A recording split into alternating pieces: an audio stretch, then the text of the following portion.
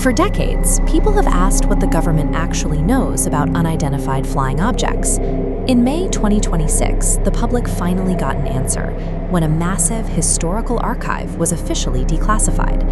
Following a directive from President Donald Trump, agencies across the federal government were instructed to gather and release their historical records on alien life and unidentified anomalous phenomena, or UAPs.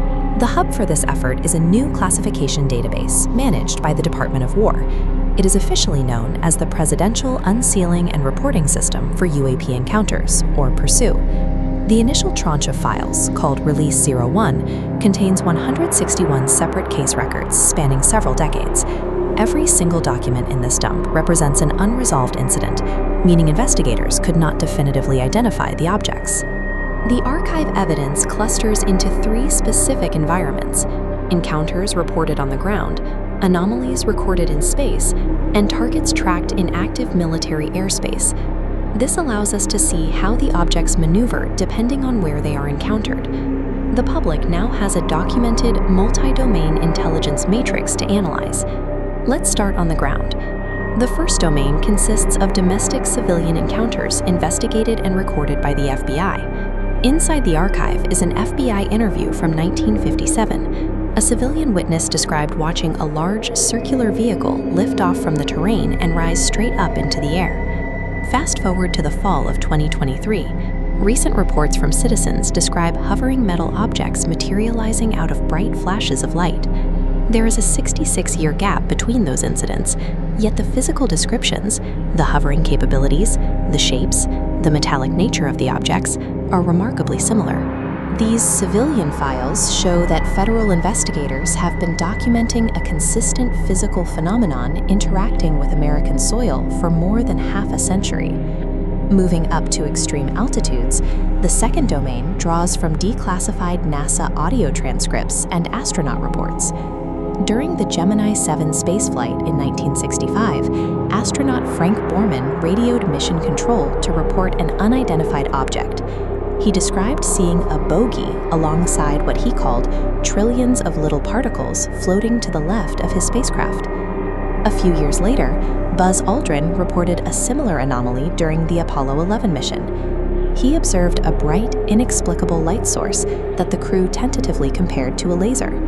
On Apollo 12, Alan Bean witnessed flashes of light and particles that appeared to be actively sailing off into space, escaping the moon's gravity. And during the Apollo 17 mission in 1972, astronaut Jack Schmitt described flashing lights outside his window, remarking it looked like the 4th of July.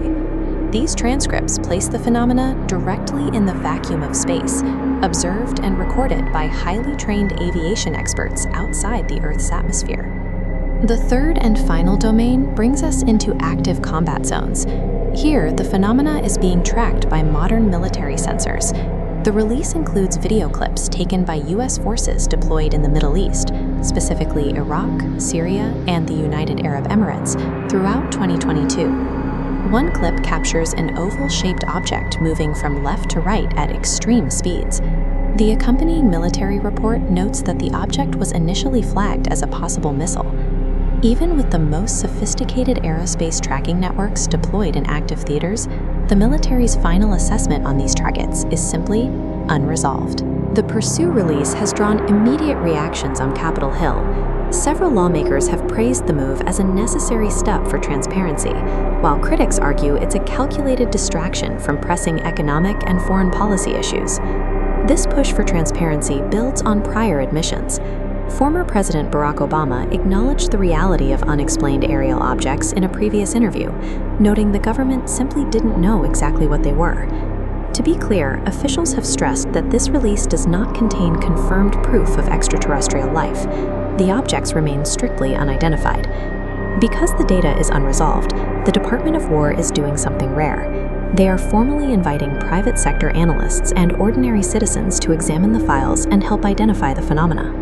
By unsealing these records, the government has taken decades of internal reporting and turned the UAP mystery into an officially sanctioned, open-source environment.